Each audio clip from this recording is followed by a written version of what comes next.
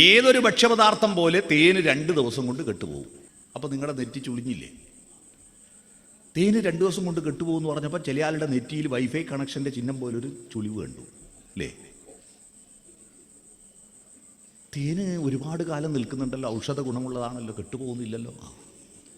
കെട്ടുപോകാത്തത് എന്താണ്? പൂവിൽ നിന്ന് തേനീച്ച തേന് ശേഖരിച്ചത് അപ്പടി തേൻവലിയിൽ കൊണ്ടുപോയി വെച്ചിരുന്നെങ്കിൽ 2 ദിവസം കൊണ്ട് കെട്ടുപോകായിരുന്നു. തേനീച്ച അത് കുടിച്ച് ദഹിപ്പിച്ചിട്ട് സ്വന്തം തേനാക്കി മാറ്റിയിട്ടാണ് തേൻവലിയിൽ കൊണ്ടുപോയി വെക്കുന്നത്. അവിടെയാണ് പ്രക്രിയ. എന്താ തേനെന്ന് പറഞ്ഞ് മനസ്സിലായോ? അറിവാണ്.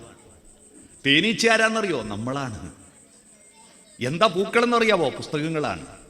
ഈ പുസ്തകങ്ങളിൽ നിന്ന് നമ്മൾ വിജ്ഞാനം സമാഹരിച്ചു കഴിഞ്ഞാൽ അത് അപ്പടി കൊണ്ടുപോയിട്ട് ഈ തലച്ചോറിനകത്ത് കൊണ്ടുപോയി വെച്ചാൽ ആ വിജ്ഞാനം നിൽക്കില്ല. അത് നിൽക്കണമെങ്കിൽ നമ്മുടെ സ്വന്തം യുക്തിയും ബുദ്ധിയും ചാലിച്ചു ചേർത്തിട്ട്, സ്വന്തം ചിന്തകളും വികാരങ്ങളും ചാലിച്ചു ചേർത്തിട്ട് അത് സ്വന്തം തിരിച്ചറിവാക്കി മാറ്റുമ്പോഴാണ് അത് ജ്ഞാനമായി മാറുന്നത്. മനസ്സിലായോ? അത് ജ്ഞാനമായി മാറുന്നത്.